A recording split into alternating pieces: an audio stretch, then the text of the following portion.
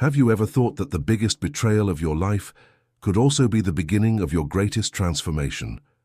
Claire believed in love, in the promise of the altar, in the white dress as a symbol of a future. But in a few seconds, all of that turned to dust. Humiliated in front of everyone, with her heart shattered and the world's eyes on her pain, she thought there was no turning back. But it was right there, between the flashes of shame and the silence of abandonment, that someone appeared, not with flowers, not with vows, but with presence, and what seemed like the end of a story was only the first chapter of something much bigger. In this story, you'll feel the weight of rejection, the chill of doubt, and the warmth of a love that doesn't come with promises, but with actions. You'll discover that some new beginnings only happen when everything falls apart, and that sometimes the most powerful man in the country is also the most wounded, and the most capable of love, if someone has the courage to stay. Now tell me, where are you listening to this story from? Leave a like. It helps the channel grow and continue bringing stories like this. And of course, subscribe and turn on the bell so you don't miss any episode that touches, heals, and transforms. Share with someone special. Maybe they need to hear this today too. The bell of the imposing St. Patrick's Cathedral resonated solemnly through the streets of Manhattan, as if each toll carried an omen. Inside the cathedral, light filtered through the tall, stained glass windows, casting soft shades of blue and gold on the white carpet. Claire Bennett, 20 years old, kept her eyes fixed on the end of the aisle. Her breath was shallow, her cold hands clutching a bouquet of cream peonies and tea roses, flowers she had chosen herself, hoping that this day would be unforgettable for all the right reasons. A soft string quartet filled the space with delicate notes. The guests, dressed in the finest and most refined fashion from New York's elite, waited with rehearsed smiles and phones hidden in their laps, ready to capture every second of the ceremony. The altar was decorated with garlands of ivy and white roses, contrasting with the cold glow of crystal chandeliers. Everything was perfect. Everything until it wasn't. Claire took the first steps toward the altar, her father absent since she was 12, wasn't there? She walked alone, head held high and heart pounding. Each step echoed in her ears like a war drum. And then she saw it. Nathan Carter, the groom, was there, or at least his body was. But something was wrong. His gaze wasn't shining. His posture was stiff, his eyes fixed on someone between the pews. Claire followed his gaze and stopped. It was Rachel, her best friend.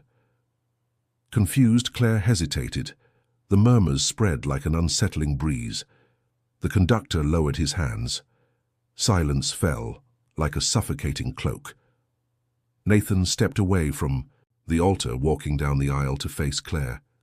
"I'm sorry," he said, his voice low but clear enough to echo through the microphones. "I can't go through with this. I love someone else." Claire blinked, stunned. "Rachel," he added. The world froze. Guests' eyes widened. Some covered their mouths. Others grabbed their phones.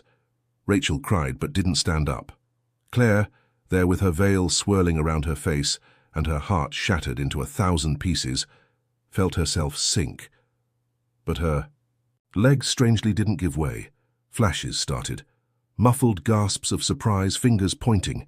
Humiliation took shape, alive, cruel, like a fierce animal circling its prey. She wanted to run, scream, disappear, but her feet stayed rooted to the ground as if still waiting for an explanation. It was then that a presence cut through the heavy air of the cathedral. A tall man in an impeccable black suit appeared quietly from the left side of the aisle.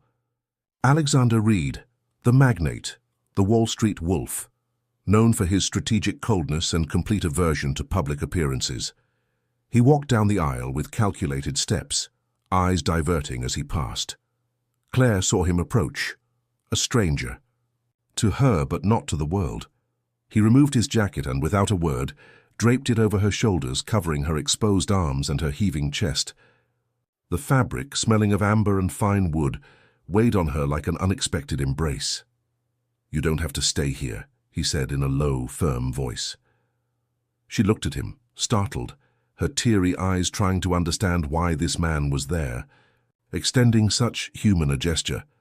"Come on," he added, offering his arm. Claire, as if waking from a nonsensical nightmare, nodded. Hand walked with him to the exit, under the gazes that, once full of mockery, now carried a trace of confusion, or perhaps respect. Outside, the rain began to fall. Photographers, alerted by the stir of the ceremony, crowded the cathedral's steps, but Alexander had already signaled his team. 2 security guards cleared the way to the black car parked at the curb. The door was opened. Claire entered without looking back. Inside the car, silence hung heavy. She wrapped her arms around herself under the jacket, and for the first time since early morning, felt something like safety. "Why did you do this?" she asked, almost in a whisper. Alexander looked out the window for a few seconds before answering. "Because no one deserves to be left at the altar, and because you reminded me of someone who also had no choice." Claire didn't understand the weight of those words. Not yet. But she kept the answer close, as if it were a piece of a puzzle she didn't know she'd have to assemble. The car slid through the wet streets of New York, leaving behind not only a broken ceremony, but an old version of Claire Bennett, the one who believed love was enough, that promises guaranteed the future, and that friendship was forever. She leaned her head against the cold glass, watching the raindrops collide with the window. She was still wearing white, still the bride. But something inside her had already started to change. The rain grew heavier as the car moved through Manhattan. Each drop hitting the windshield seemed to mark a memory. Claire remained silent, her hands clasped together in her lap, still trembling, still sweating. Her dress began to absorb the moisture from Alexander's jacket, but she didn't care. For the first time in hours, she felt like she could breathe, even if that breath came in fragments. Her phone, forgotten in her white satin purse, vibrated non-stop. She didn't want to look, but the screen blinked as a cruel reminder that the world didn't forget so easily. When she finally unlocked the phone, the first videos were already circulating. Someone had filmed the exact moment Nathan confessed his love for Rachel, with Claire standing still in the middle of the aisle, like a lost child in the middle of a battlefield. The comments were cruel. "She's the star of the biggest embarrassment of 2025. He traded his fiancée for his best friend. Typical elite drama. Poor thing, but did she really need that dress? Looks like a scene from a cheap show." Claire read and reread until the words lost all meaning. Her fingers hovered over the power button, but before she could press it, a message appeared at the top of the screen. It was from her aunt, the only close relative who hadn't attended the ceremony due to health issues. "You're not alone. I love you, come home if you want." She turned off the phone, took a deep breath, and for the first time looked directly at Alexander. "You didn't have to do that," she said, her voice cracking. "But thank you." He didn't answer immediately. He simply watched her, his gaze a mixture of analysis and a rare kind of silent compassion. "You need a place away from the chaos. I know one." Claire raised an eyebrow. "And why should—" "I trust you." Alexander slightly tilted his head. "You don't need to, but if you want to get away from the headlines and have some time to breathe, you can accept my help. That's all." There was no tone of seduction in his voice. No pity. It was practical, direct, strange, and comforting. Like he was handing her a lifeline in the middle of a shipwreck, not to save her completely, but to give her time to decide if she wanted to swim to shore or just float for a while. Car entered the expressway. As the city lights turned into golden streaks and the buildings receded behind them, Claire closed her eyes. She didn't say yes, but she didn't ask to go back either. Alexander's mansion in Greenwich seemed like something out of an old movie. Wrought iron gates, symmetrical gardens, an imposing and silent facade. When the car stopped in front of the main entrance, Claire felt a chill run down her spine. She didn't know if she was entering a place of peace or a kind of gilded cage. Margaret, the housekeeper, greeted them discreetly. She was a middle-aged woman with firm eyes and hands that exuded care. "Miss, you can rest in the guest room on the second floor. We'll leave some hot tea and dry clothes in the closet. Claire wanted to refuse, to say she didn't need anything, that she'd only stay for a few minutes, but her body was already starting to tremble, not from shame or anger, but from exhaustion. She slowly climbed the stairs, guided by Margaret, without even realizing that she still had her veil caught in her hair. Inside the room, the silence was almost therapeutic. The space was cozy, with light wood furniture, large windows, and a soft scent of lavender in the air. Claire set the bouquet down on the dresser, removed Alexander's jacket, and carefully placed it on the armchair next to the unlit fireplace. She sat on the edge of the bed. Only then did she allow herself to cry. It wasn't a desperate cry. It was a quiet release, as if each tear washed away a piece of dignity that had been ripped from her in front of hundreds of eyes. Alexander watched from the window of his office downstairs. He wasn't a man used to offering comfort.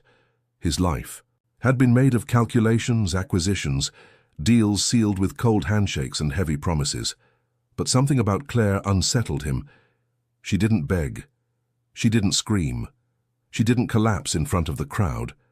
She just stood there, with eyes that had already lost before, even though she was so young. And that moved him, in a way he still didn't know how to name. When Margaret entered, bringing tea and reporting that Claire had fallen asleep, Alexander simply nodded. "Don't disturb her tomorrow. Let her decide when she wants to leave. And prepare the winter garden. She might like the silence among the flowers." Margaret smiled discreetly. "You're doing more than you realize." He didn't reply. His eyes returned to the night outside, where the sky was beginning to lighten faintly, and where perhaps something inside him was also beginning to change, slowly, like waking from a long winter. The next morning, Claire woke up to the distant sound of birds and the aroma of chamomile tea in the air. Her head throbbed with fuzzy memories from the night before. For a moment she believed it had all been a nightmare. But when she saw the wedding dress hanging on the closet door, reality returned. She put on the soft robe Margaret had left, walked to the balcony. The garden was absurdly well kept, and amidst it all there was a small stone path leading to a glass greenhouse. An unexpected curiosity grew in her chest. As she opened the greenhouse door, she was greeted by a warm, humid environment filled with orchids, lilies, and ferns. In the center, a wooden bench. She sat down, feeling the scent of the damp earth, the gentle warmth, and for the first time in a long time, peace. It wasn't love. Not yet. But it was the beginning of something she couldn't explain. Maybe healing, maybe rescue, maybe just silence. And for Claire, that was already a lot. Outside the greenhouse, muffled footsteps interrupted the moment. Claire turned. Her face, but there was no one there. Just a shadow reflected in the glass, waiting at or watching. Claire woke up without rushing, as if her body, for the first time in days, wasn't on high alert. The light coming through the white curtains was soft, filtered through the treetops outside. The silence of the mansion was almost therapeutic. There were no phone notifications, no hurried footsteps in the hallway, no whispering voices judging her. Just her, the woody scent of the old furniture, and the distant sound of birds in the garden. She got up slowly, still in her robe, her bare feet touching the soft carpet. Everything here was new, yet at the same time, safe. A strange kind of safety, as if this house wasn't made just of bricks, but of silence that welcomed her. When she descended the stairs, she found Margaret waiting with a gentle smile and a tray in her hands. "Good morning, Miss Clare. Mr. Reed asked that you not be disturbed, but I thought you might like to start the day with something light." Claire hesitated. She was used to being ignored or controlled. Receiving care without expectations left her feeling a little vulnerable. Still, she sat at the table and accepted the hot tea with toast and perfectly cut fruit. There was a delicacy in Margaret's gestures that seemed to come from another time. "Thank you, Margaret." The house itself was a world apart. Alexander Reed clearly valued control. Every corner of the house was meticulously organized, but without ostentation. The main hallway featured a curved staircase with a wrought iron railing.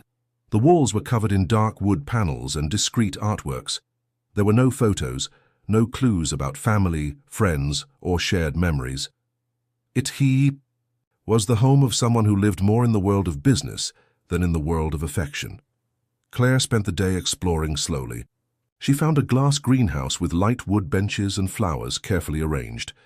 A grand piano rested silently in a room that seemed little used but immaculately clean. Then she arrived at the library. Ah, the library. As she pushed open the heavy oak doors, she was faced with shelves that stretched from floor to ceiling, filled with both old and recent volumes. There was a rolling ladder, woolen armchairs, a floor lamp, and an unlit fireplace in the center. It was perhaps the most alive room in the house. Claire ran her fingers over the spines of the books, recognizing authors she loved. Austen, Woolf, Garcia Marquez, Clarice, and others she hadn't yet read. She picked up a copy of Jane Eyre and held it instinctively. That was refuge. That was home. She spent hours there, reading in silence, with a blanket over her legs. At some point, Margaret appeared only to leave a cup of tea, saying nothing. Claire felt a tear fall, not from pain, but from realizing that at that moment she was being cared for like never before. Alexander watched from afar. At the beginning of the evening, while reviewing reports in his office, Margaret entered. With her usual discretion, she spent the day in the library, she said, as if commenting on the weather. Is she all right? She's in pieces, but she holds each piece with a dignity few would endure. You did well bringing her here. Alexander nodded, his gaze fixed on the graphs in front of him, but his mind was elsewhere. It wasn't like him to get involved, but Claire had broken some invisible barrier, not with gestures, but with her silent fragility. She didn't demand. She just existed there with eyes that had already lost before, even at such a young age. And that moved him, in a way he still didn't know how to name. The next morning, Claire woke up earlier. She decided to walk through the gardens before breakfast. The cold spring wind touched her face like a reminder that she was still alive. That, despite everything, the world hadn't stopped with her heart. She stopped in front of a small, artificial pond where colorful koi swam slowly. The sound of the water, the smell of the wet earth, the subtle rustle of leaves, all of it was a violent contrast to what she had lived through just 2 days ago. When she returned, she found a note on the breakfast tray. Feel free to stay, as long as you like. The library is yours, the gardens too, and if you'd like to talk, I'll be in my office after lunch. A.R. Claire smiled faintly. It was curious how Alexander maintained formality even in a note, as if he feared crossing an invisible line between care and involvement, and perhaps, she thought, that made everything feel safer. In the afternoon, she saw him for the first time since the cathedral. He was in the reading room next to the library, standing by the lit fireplace. No suit, just a white shirt rolled up at the sleeves and tailored trousers. His image there in silence seemed almost poetic. Are you comfortable? He asked, without turning fully. Yes, it's peaceful here. Alexander nodded, crossing his arms. Peace is underrated. Claire stepped closer to the fireplace and stopped beside him, keeping a comfortable distance. Thank you for letting me stay.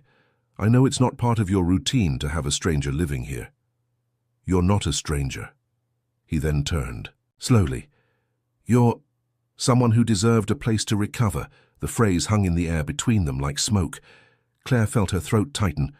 There was nothing romantic about it, and at the same time, there was everything.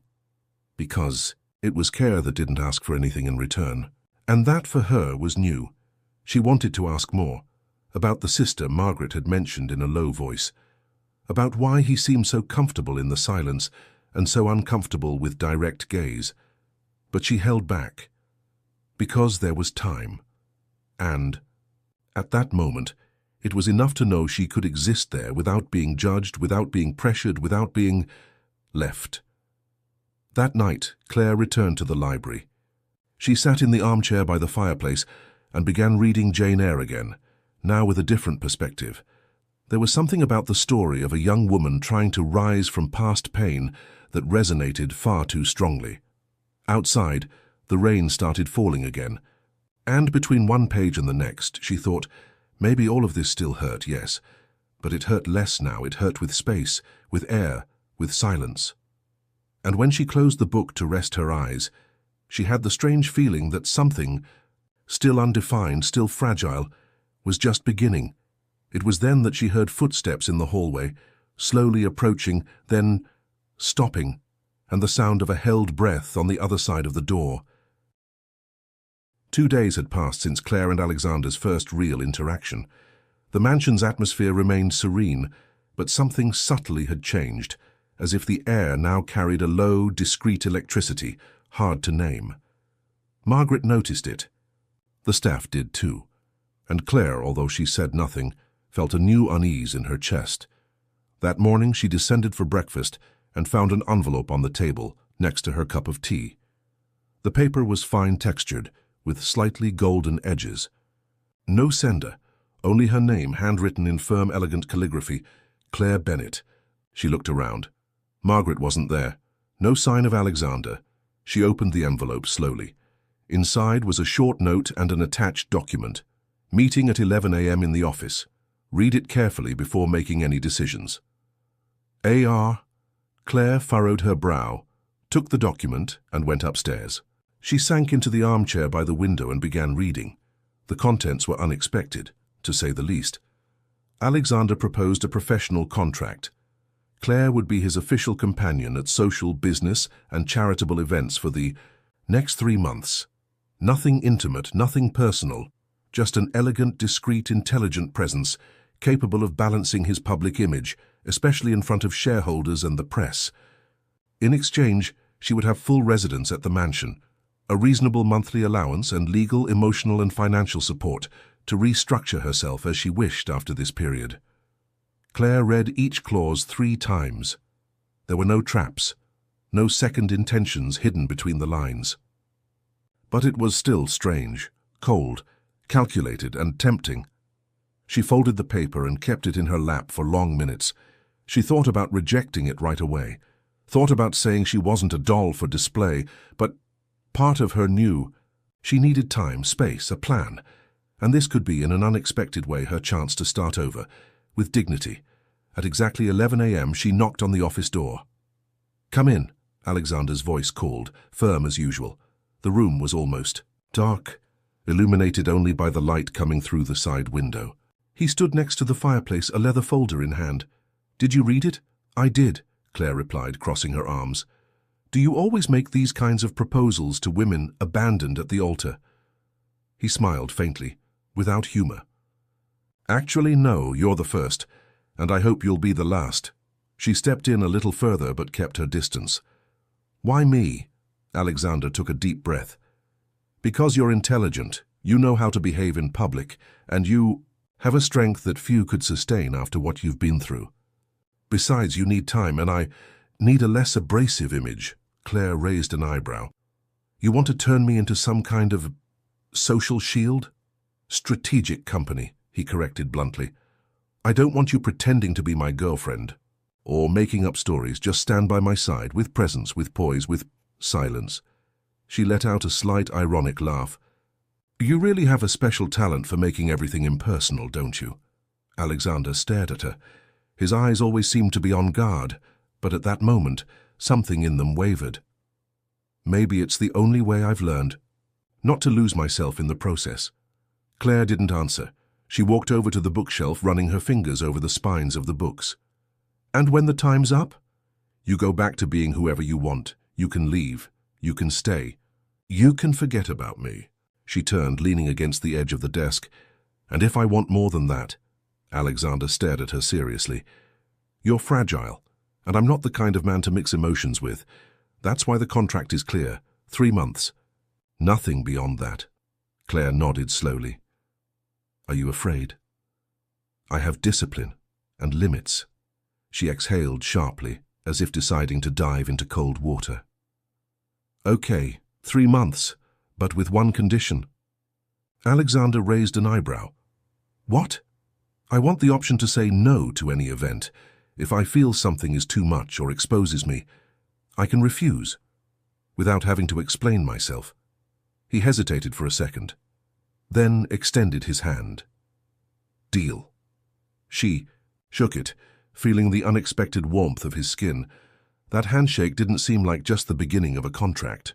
It held the silent weight of a pact and the tension of something neither of them knew how to name.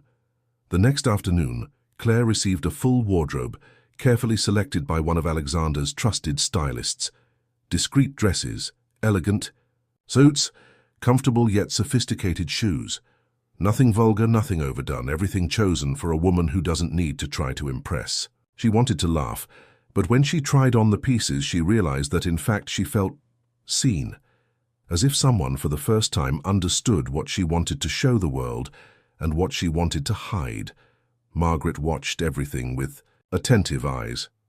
"You're different," she commented, as she adjusted the collar of a cream blazer over Claire's shoulder. "More put together, maybe. More grounded, like you're finding your center again." Claire stared at herself in the mirror. Yes, there was something different there. Maybe it was just the light makeup, or maybe it was the look. That night, Alexander was waiting for her at the entrance of the mansion. The black car gleamed under the light of the street lamps. He was wearing a dark grey suit, a white shirt without a tie, and the wristwatch visible beneath his rolled-up sleeve. Claire felt her stomach flip, but not with insecurity. It was something else, a good kind of tension, an anticipation that mixed fear and desire, for something she didn't yet know if she wanted. "Ready?" he asked, opening the door for her. Claire nodded. "I've always been." The drive to the event was silent, but not uncomfortable. It was as if there, in that capsule of leather and glass, there was a truce between the past and the future, between who she was and who she could be. They arrived at the Metropolitan Club, one of the most traditional and exclusive places in the city. Red carpet, photographers, journalists. Alexander got out first, circled the car, and extended his hand. To her. Claire took it firmly. And when the flashes started, she held her chin high, eyes straight ahead, and her heart racing. She was there, not as a victim, not as a scandal, but as a woman. And when the two of them crossed the lobby under the curious gazes and fake smiles of New York's elite, something formed in the air between them. Something that wasn't desire yet, but it was no longer just a contract. It was an invisible thread, tense, alive, and ready to be pulled. The first social event was only the beginning. In the weeks that followed, Claire immersed herself in a world that had once seemed distant, a universe of polished smiles, looks that evaluated everything without saying anything, champagne glasses, raised without reason, and conversations where words were measured with a ruler. But unlike what she had expected, she didn't sink. She didn't lose herself. Quite the opposite, Claire observed. She listened, absorbed every detail as if she were reading a very old book, full of nuances. Gradually, she learned to move through the halls like someone dancing to a silent tune. She learned when to speak, when to remain quiet, and when a silence spoke louder than any sentence. She didn't need to pretend to be someone else. She just had to be herself with double the attention. Alexander accompanied her with his sober and elegant presence. He didn't compliment her. He didn't make affectionate gestures. But she noticed. The way he slowed his step to walk beside her. The way he subtly kept the curious at a distance. The firm look he threw when someone dared to mention the altar scandal. He didn't need to defend her with words. The way he treated her was enough to silence any rumor. At home, Claire found her true refuge, the library. It was there that she shed her social facade and immersed herself in what truly mattered, her thoughts, her identity, her dormant passion for literature. She began writing short reflections in a leather notebook Margaret had given her, short, sensitive pieces where she poured fragments of feelings she couldn't say aloud. Margaret had become her silent confidant.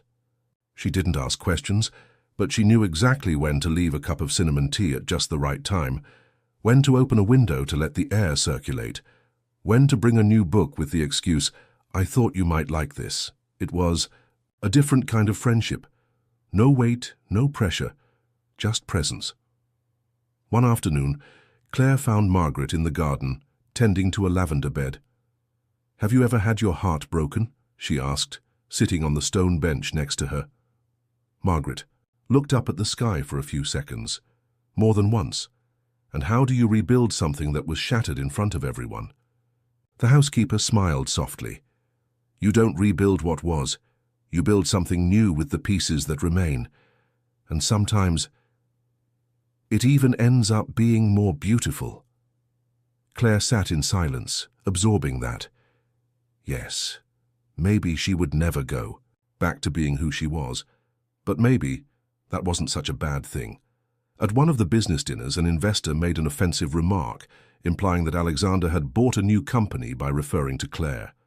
The room fell silent. Everyone awaited a reaction. Claire raised her gaze, took a deep breath, and responded with a controlled smile.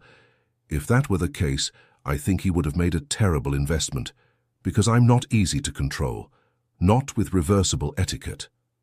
Some laughed. Others swallowed hard. Alexander remained serious, but Claire sought at the corner of his mouth a near smile, discreet, proud. That night, in the car back home, he spoke for the first time in a less formal tone. You were necessary. I'm not sure about elegant, but necessary, yes, she smiled. I'm learning from you. Alexander turned his face, staring out the window, but she noticed. His shoulders relaxed. The routine at the mansion also gained new color. Claire began visiting the garden frequently.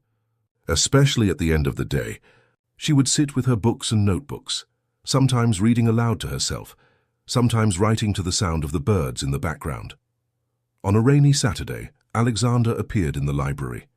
He didn't say anything, just walked over, pulled a book from the shelf and sat in the armchair opposite hers. They stayed like that for nearly an hour. Two people, two worlds, two silences. But one atmosphere. It was as if somehow their silences understood each other better than their words. One random night, Claire had a nightmare. She returned to the cathedral, heard the laughing voices, felt the eyes burning in her direction. She woke up sweating, her heart racing. She went downstairs to get some water and found Alexander there, also in his robe, holding a mug. Can't sleep? He asked without surprise. Nightmares.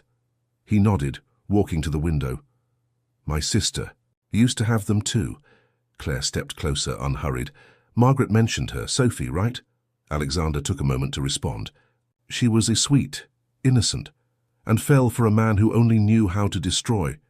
When he left her, she sank. I tried to help her, but one day she took the car and left. Never came back. Claire felt a lump form in her throat. Do you feel guilty? Alexander stared into the emptiness. Not doing more, or doing too much, I don't know. Claire placed her hand on the counter. She wanted to touch him, but she stopped herself.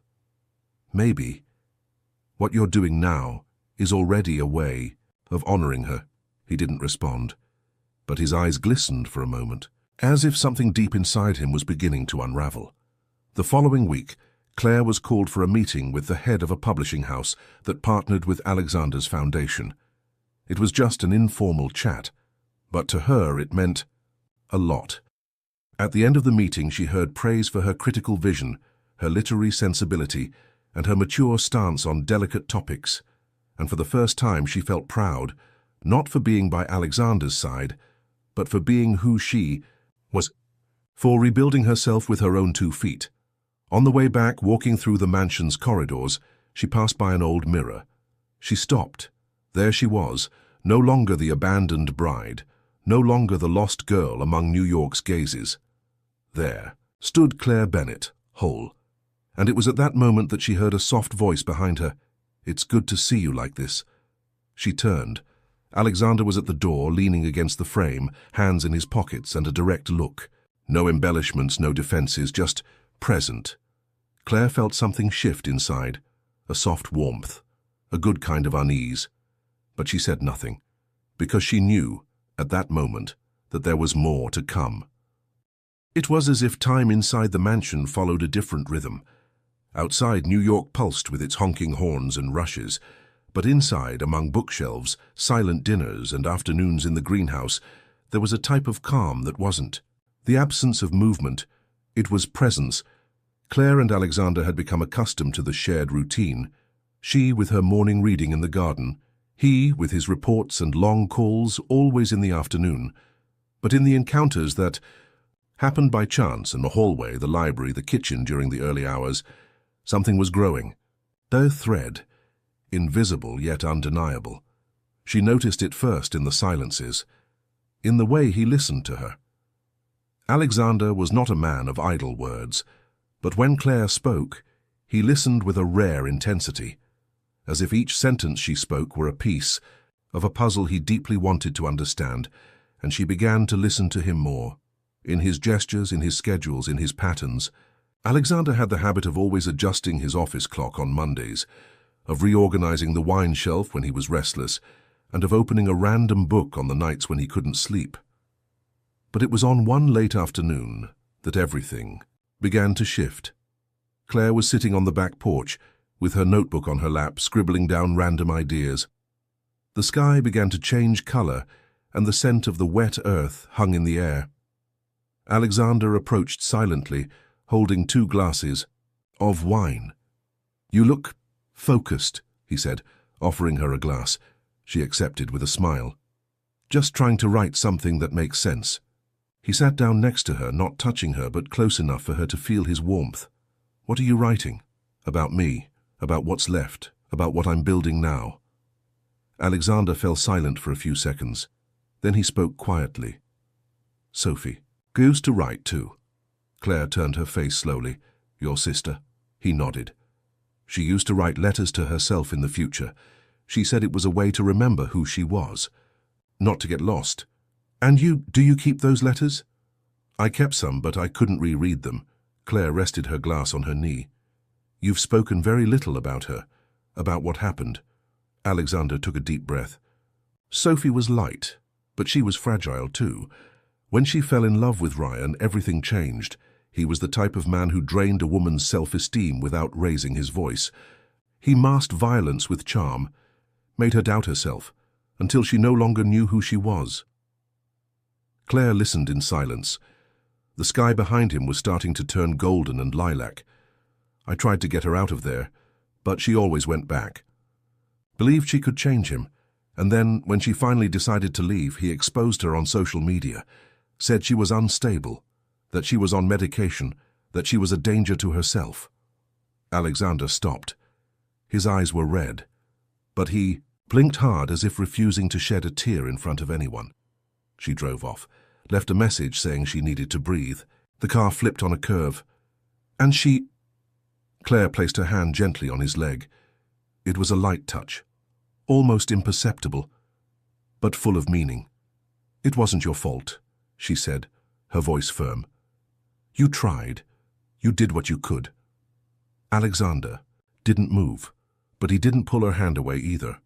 "The problem is, since then, I made an internal rule. Never get too close again, never feel responsible for anyone." Claire kept her hand where it was. "You're not responsible for me, Alexander. I'm here by choice, and I think you are too." His eyes met hers. It was a different look. Now raw, exposed. "You're so different from her, but sometimes you remind me a lot of her, the way you endure everything in silence, the way you hide pain with posture." She lowered her gaze. "Maybe I've learned to survive this way." Alexander shook his head. "And maybe it's time to learn another way." In the days that followed, Claire began to notice subtle changes. Alexander now appeared more frequently in the same spaces as her, sometimes with a book in hand, sometimes just with a comment about the weather. She also found herself looking forward to these encounters.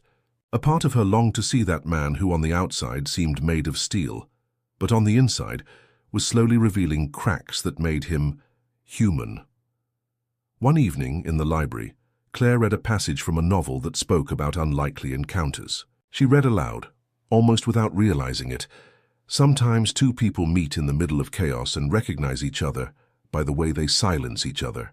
Alexander, on the other side of the room, looked up. "Was that yours?" She smiled. "It was the book, but it could have been." He closed the book in his hands. "You write like you breathe, natural, precise." Claire felt her face warm, not from embarrassment, but because that was the first time he said something that sounded like admiration, personal. The next morning she found an envelope on her desk. Inside, there was a new hardcover notebook and a handwritten letter. The handwriting was his, for you to keep writing everything you can't say aloud. It's not always possible to protect those we love, Claire, but sometimes just being around is the beginning. Claire read it twice, 3 times. Then she pressed the notebook to her chest, and for the first time she felt something inside her open space, not just to move forward, but to allow someone in. That night the two of them had dinner together on the back porch. No formalities, no fancy clothes. Claire wore a light dress. Alexander, a light blue shirt with the sleeves rolled up. The weather was mild, the sky clear. The breeze carried the scent of jasmine from the garden. "Have you thought about loving again?" Claire asked, looking down at her plate, avoiding his gaze. Alexander took a moment to respond. "No, not until now." She slowly raised her gaze. The silence between them was so dense it felt like it had weight. "And now?" He didn't answer. He just reached his hand across the table. The tips of his fingers brushed hers. Light. Almost nothing.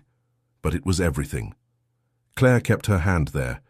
No rush, no words, because sometimes it wasn't necessary to name what was already growing. And that night, as the sky slowly filled with stars, the two of them stayed there side by side, connected by a touch that said more than any declaration. But before another gesture could be made, a vibration from Alexander's phone broke the silence on the table. He looked at the screen. His expression changed. Claire felt in the air that something was coming, something that might test everything they were starting to build. The message on Alexander's phone seemed to have shifted the axis of the universe, or at least the axis of that night. He read it quickly, his jaw clenched, his gaze fixed on the screen for far too long for something trivial. Claire didn't want to ask, but she felt it. That touch had broken the mood. He tucked his phone into his pocket without saying a word, and suggested with a slight gesture that they go inside. She nodded discreetly, but inside, her heart began to build walls to protect itself. The next morning, Claire was woken up by Margaret, who entered the room with an excited expression, holding a large and elegant envelope with the Columbia University crest printed in gold. "It just arrived," the housekeeper said, placing the envelope carefully on the bed as if it were a crystal gift. Claire's eyes widened. She sat up for a few seconds, unsure whether to open it. She recognized that crest. She knew it too. Well, she had dreamed of it for years, only to bury it when life showed her other urgencies, like surviving, healing, and starting over. With trembling fingers, she opened the envelope. The letter began with a "Congratulations" printed in classic letters, followed by confirmation of her acceptance into the modern literature course, with a full merit-based scholarship. Claire read it, reread it, and then something caught her attention. The footer of the letter stated that the final application had been completed days before, on a date she was certain she hadn't sent anything. Doubt settled in like a cloud. She descended the stairs with the envelope in her hands and went straight to Alexander's office. She knocked once before entering. He was standing, speaking on the phone. Upon seeing her, he quickly ended the call. "Claire?" She raised the letter. "Was it you?" Alexander didn't try to hide his surprise. His expression was a portrait of contained confession. "Yes." She approached slowly. "Did you send my documents? Did you apply for me?" "I sent what you already had ready. The motivation letter, the transcript. I just finalized the process. I didn't change anything." Claire gripped the letter tighter. "Why didn't you tell me?" Alexander walked to the desk and placed his hands on the wood. "Because I didn't want to influence your decision. I wanted you to know you have a choice, that you still have a life beyond all of this." She bit her lip. Her heart was beating fast. "But why now? Why give me this chance just when things between us are starting to change?" Alexander didn't answer immediately. He ran a hand through his hair and looked out the window. The sky was clear, too clear. "Because I care about you, Claire, and because maybe this is the most honest way I know how to show it." She stepped back, feeling an emptiness open in her chest. "And if I want to stay, I'd be selfish if I let you abandon a dream for something that you may not even know where it's going to lead. Claire took a deep breath, trying to organize the internal confusion. Are you pushing me away? I'm trying not to tie you down. The phrase hung between them like an invisible smoke. Claire spent the rest of the day walking around the property. She couldn't read, couldn't write, barely managed to eat. The letter was folded inside her coat pocket, weighing as if it were made of stone. In the greenhouse, she sat on the wooden bench where she had written so many times without thinking about the future. But now, the future felt like a scream. She thought about everything she had lived here. The Claire who arrived shattered, trembling inside, and the Claire who now walked confidently through the halls of powerful people. She thought about Margaret, about every silent look of care. She thought about the library, the smell of the books, the sound of Alexander's voice reading random passages during cold nights. And of course she thought about him, the small gestures, the way he watched her when he thought she couldn't see, the restrained way he allowed himself to touch, her life without fanfare but with presence. And now in silence he was giving her the world back. But what about her? What did she really want? That night, Claire appeared at the office door. Alexander was there, as always, with an open file, but his eyes were wandering to an invisible spot. Are you avoiding me? She asked without hesitation. No, I'm just trying to give you space. She entered, closed the door behind her and walked over to the armchair. She sat down slowly, not taking her eyes off him. I've dreamed of Columbia for years, and when I was rejected the first time, I thought that said everything about who I was, that I wasn't enough, that I wasn't special. And now I know that I am. I always was. I just needed to remember. And you helped me remember. Alexander stayed motionless. But I also know that no dream makes sense if it's built on fear. And you're terrified, Alexander, of me, of yourself, of feeling. He clenched his jaw. Claire, you want me to leave because you think you'll protect me, but maybe the greatest protection would be letting me choose. She took the letter from her pocket and placed it on the desk.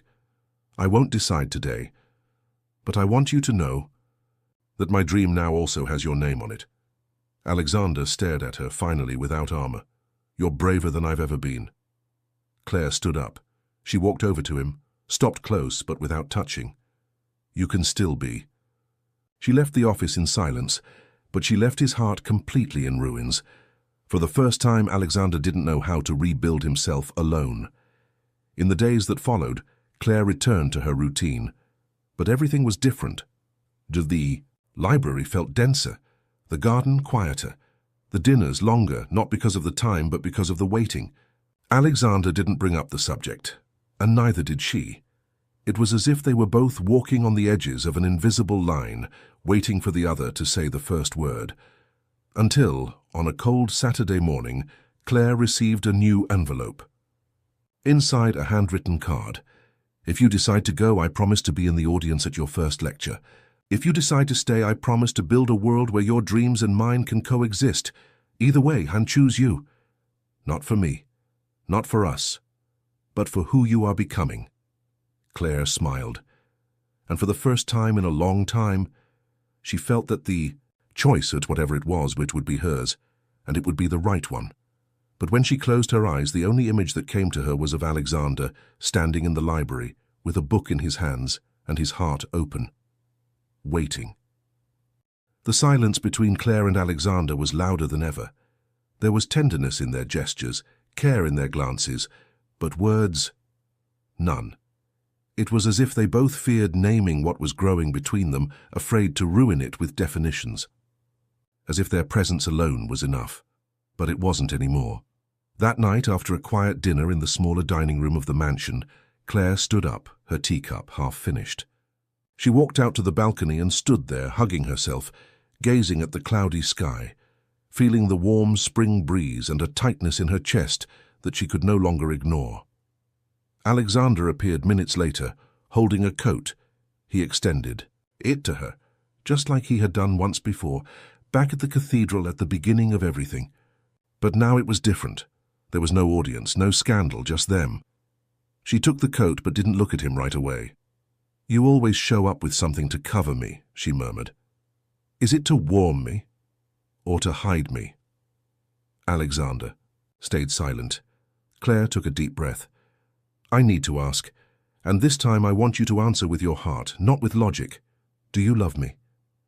He turned his face slowly. His eyes had a gleam that mixed pain and beauty. "Claire, don't distract me, don't protect me, just tell me the truth." Alexander swallowed hard. "Yes." The answer came without embellishment, raw, fragile, as if he were confessing a crime. "Yes," he repeated with more firmness. "I love you." Claire didn't cry. She didn't smile. She just stood there listening to his heart beat with those words. "Then why do you push me away?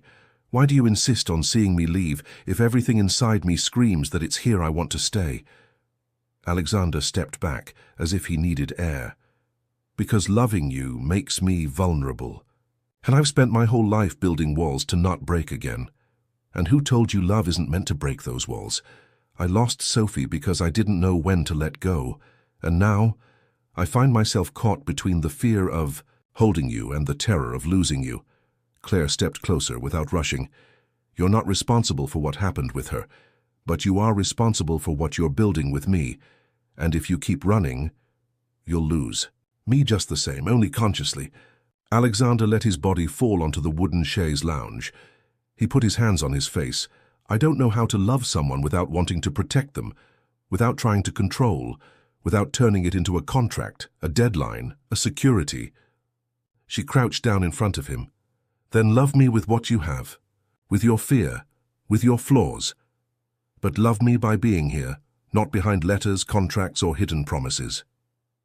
He looked at her, his eyes tired, but alive. "You are the bravest woman I've ever met. And you are the most beautiful." Man, when you let that armor fall. Alexander brought his hand to her face, gently pushing a strand of hair away. The touch was light, but the intention deep. Their breaths mixed in the warm night air. Claire closed her eyes, as if surrendering, before the kiss even came, but Alexander pulled back. "Not now," he said, his voice soft. "I don't want this moment to be rushed. You're still between two decisions, and I need you to choose to stay because you want to, not out of impulse, not out of need." Claire opened her eyes slowly. "I'm not between two paths, Alexander. I'm between two ways of loving, one I left behind and the other I'm building with you." He stared at her as if hearing the most important sentence of his life. "Then let me stay." This time it was he who closed his eyes, not as rejection but as relief. "Are you sure?" "I am. Because even if I had 1,000 invitations like this from Columbia, nothing would teach me more about literature than living a story with an open ending. And that's what we are now, an unfinished book, and I want to keep writing it with you." Alexander pulled her closer, slowly, and embraced her in a way that wasn't possession or protection. It was surrender. Her face rested against his chest, feeling the deep beats, offbeat, true. She didn't need declarations anymore. He didn't need promises. There, between the closed sky and the jasmine scent rising from the garden, there was what really mattered, two wounded hearts trying to heal, together. The next morning, Claire handed Margaret a sealed envelope. The housekeeper read the recipient and smiled with her eyes. "Columbia?" Claire nodded. "Yes, but not the answer they expect." Margaret didn't say anything. She just placed her hand on the young woman's shoulder with the affection of someone watching a daughter follow her own path. Alexander received Claire in the library later that afternoon. She was already waiting for him, sitting with a new notebook in her lap and a firm look on her face. "I sent the response," she said. He approached calmly. "And?" "I said I still believe in literature, but right now, I want to live the story before analyzing it." Alexander sat across from her, not hiding the emotion in his eyes. "And the story you want to live, where does it begin?" Claire opened the notebook. On the first page, there was a sentence. Chapter 1.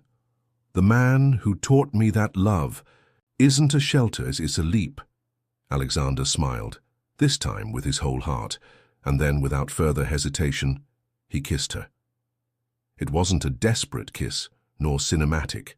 It was a slow kiss, with the contained force of someone who had waited too long. A kiss from someone who knew that something new was beginning there, without guarantees, without a map, but with truth. When their lips parted, Claire whispered, "Now, we can write together." But before they could imagine the next chapter, Margaret appeared at the library door, with an unusual sparkle in her eyes and an invitation in her hands. "There's a charity event in 2 weeks. The foundation is being relaunched and, Alexander, they've asked you to announce the new editorial division." Claire furrowed her brow. Alexander looked at her with intensity. "Then, maybe it's time to show the world who you really are." The Reed Foundation's charity event was held every year, but this time there was something different in the air. From the golden invitations to the behind-the-scenes whispers of New York's elite, everyone knew that the night promised more than speeches and fundraisers. A grand announcement was expected, a rebranding. And of course, people were expecting to see Alexander Reed, the reclusive magnate, alongside the young woman who, months earlier, had made headlines for an entirely different reason. Claire, she wore a silk deep blue gown with subtle cuts and timeless elegance. Her hair was styled in a simple low bun, and around her neck a small pearl necklace.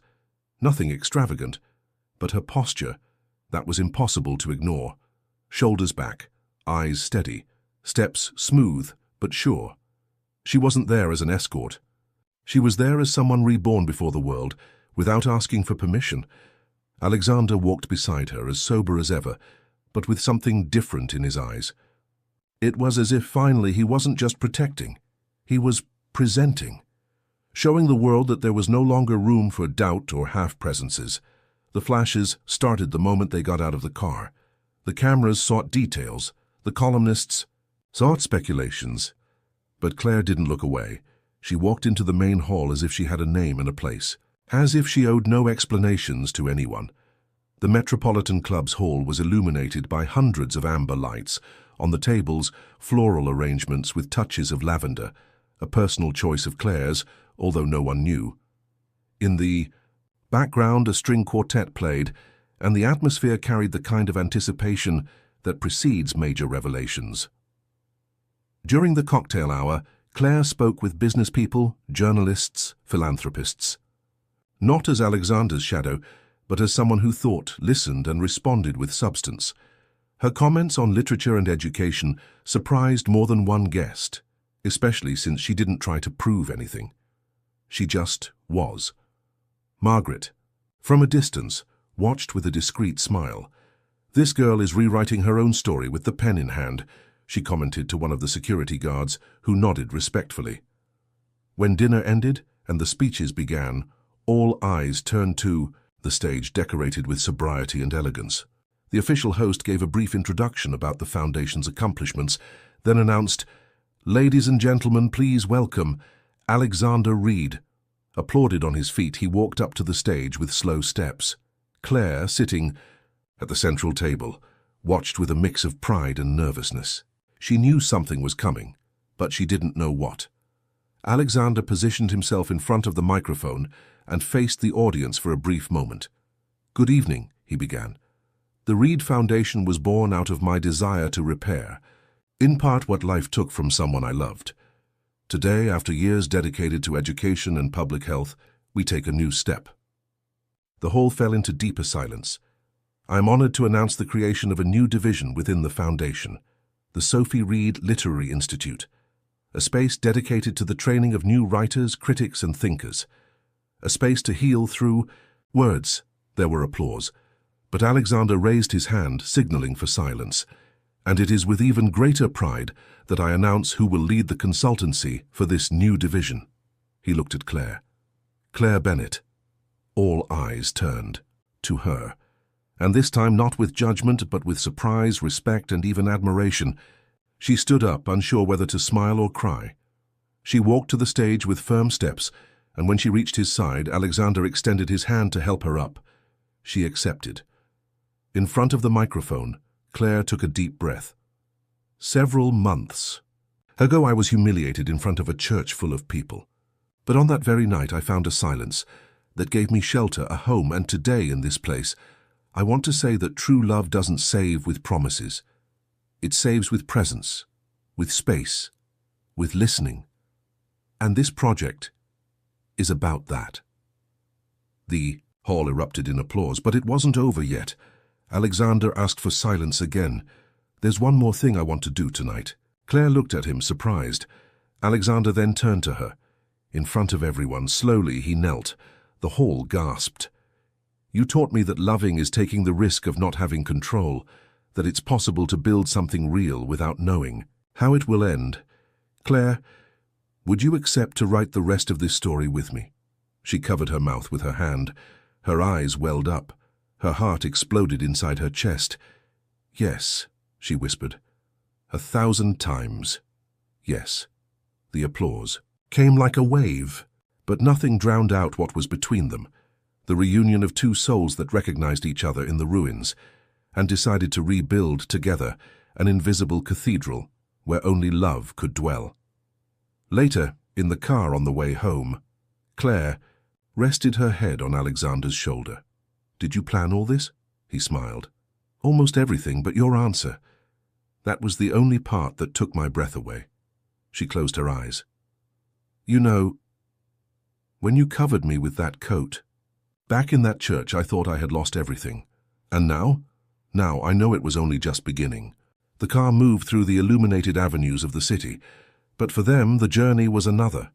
A road made of respected silences, whispered promises, and chapters that would still be written, with calm, with care, with love. But before the night ended, Claire had one last thought. Maybe the greatest turnaround in life isn't coming from the bottom, but having the courage to show yourself again to the world, whole.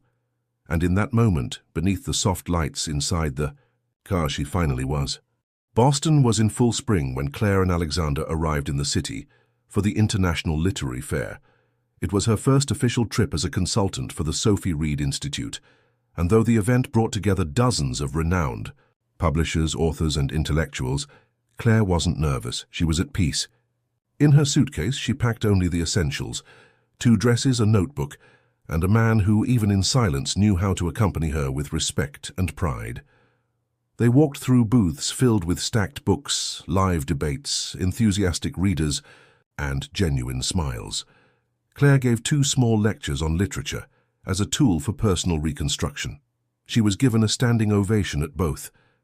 But what moved her the most was a young woman who approached her after the second talk. Your talk made me understand that I don't need to have overcome everything to tell my story. Thank you. Claire held the young woman's hand for just a second longer. She knew exactly what that meant. On the last night of the event, Claire and Alexander were invited to a restricted cocktail with some special guests. She almost declined. She was tired, but something in the invitation intrigued her, and so there they were. In one of the smaller rooms of the historic hotel hosting part of the event, she saw her. Rachel, the ex-best friend, the one who crossed the line, the one who had abandoned her without even apologizing. Claire froze for a second. Rachel was different, thinner, with her dark hair styled in an elegant bun, accompanied by a blonde man, seemingly kind. When their eyes met, Claire noticed there was guilt there, but also relief. Rachel approached cautiously. Alexander, respecting the moment, discreetly stepped away to talk to another guest. Claire, Rachel said almost in a whisper. Rachel, you look amazing. Thank you. Silence, thick, but not hostile. I never knew what to say after, so I didn't say anything. And that only made everything worse. Claire nodded. Yes, it made it worse. Rachel bit her lip, her gaze lost for a second. I regret it every day. Claire breathed slowly.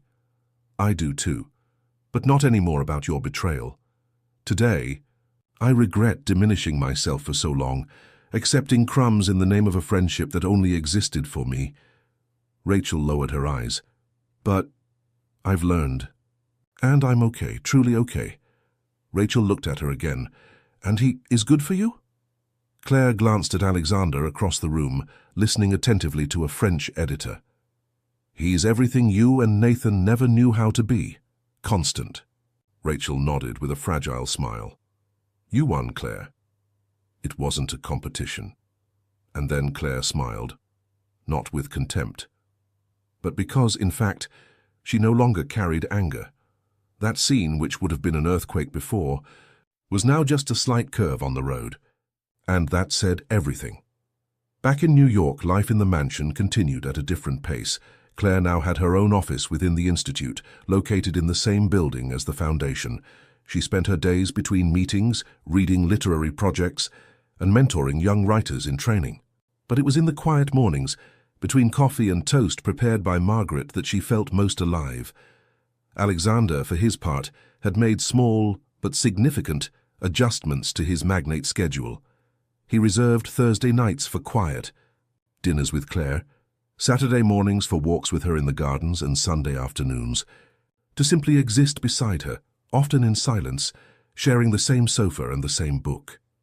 The mansion, which had once been cold and impersonal, now had discreet portraits hanging, photos from the foundation relaunch, an image from Claire's first lecture in Boston, and framed with care the handwritten note Alexander had left on her notebook months ago. Margaret passed by these frames with a proud look, as if she knew from the beginning that something special was forming there. And she was right. One late afternoon, Claire received an unexpected visit. It was the director of the literature program from Columbia. She was there to reinforce that the spot and scholarship were still available, in case Claire reconsidered. Claire offered tea, listened politely, and then answered kindly, "I've chosen a path that's not in your hallways. But it is in literature. Just the one I live, not the one I read." The woman smiled. "So you're more of a writer than all the students who abandoned their own story to fit into a thesis." After she left, Claire stood by the window for a while, not with doubt, but with gratitude. She had made her choice, and she would make it again. On any given night, sitting by the fireplace, Alexander watched her write in her notebook. "What are you writing now?" he asked. "A new beginning." "About what?" "How sometimes you need to be left at the altar to finally find true love." He smiled, pulled her by the waist, and settled her into his lap. The fire crackled softly. Her eyes shone with the orange light of the flames. "And this love, how does it end?" Claire closed the notebook. "It doesn't end." "Why?" "Because it's now built every day, without hurry, without guarantees, but with choice." And then they kissed, with ease, with time, with truth. In their room, on the nightstand, two objects sat side by side, a ring with a discreet design and a marked-up copy of Jane Eyre, symbols of where it all began, and where they had arrived. But outside that mansion, in the world beyond, many stories continued to be told, some of pain, others of hope, but all with one thing in common: the human ability to start again, even when everything seems to crumble. And Claire Bennett was now living proof of that, not because she had won, but because she had chosen to live, with truth, with courage, and with love. Now that everything has been lived, tell me, how many times have you felt rejected, forgotten, or unchosen, as if your story ended right there? How many times did you think you had to be strong all the time, when, in reality, all you needed was someone who could see your pain in silence? Sometimes true love doesn't come with grand promises. It comes with small gestures, with a firm look in the middle of the crowd, with someone who doesn't try to save you, but chooses to stay. Maybe what you're waiting for most in life isn't a happy ending, but a sincere new beginning. Tell me in the comments, which part of this story spoke to you the most today? Leave a like. It really helps the channel grow and keep bringing stories that truly touch. And of course, subscribe to the channel and turn on notifications so you don't miss any episode that touches and transforms. Share this video with someone special. Maybe they're also waiting for a new beginning without even knowing it.